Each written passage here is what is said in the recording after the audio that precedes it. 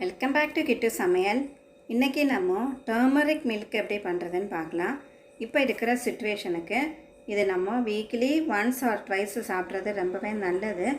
So இதுக்கு நான் 1 cup பால் எடுத்திருக்கேன். ரொம்ப திக்காக இருந்தால் சாப்பிட கஷ்டமாக இருக்கும். ஸோ 1 கப்பு பாலுக்கு 1 கப்பு தண்ணி எடுத்திருக்கேன்.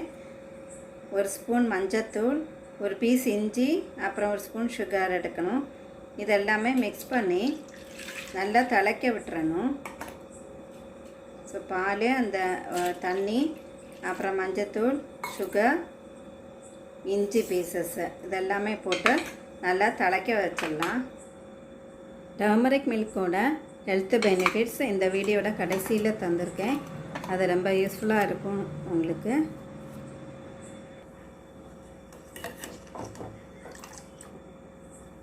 இப்போ நல்லா திளைச்சிருச்சு. நல்லா திளைச்சி வந்தோடனே ஆஃப் பண்ணிவிட்டு ஃபில்டர் பண்ணி எடுத்துக்கலாம். அவ்வளோதான் இந்த ரெசிபி.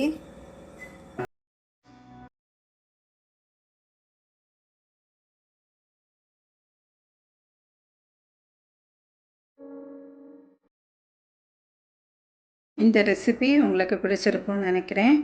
கண்டிப்பாக எல்லோரும் இது மாதிரி பண்ணி சாப்பிடுங்க.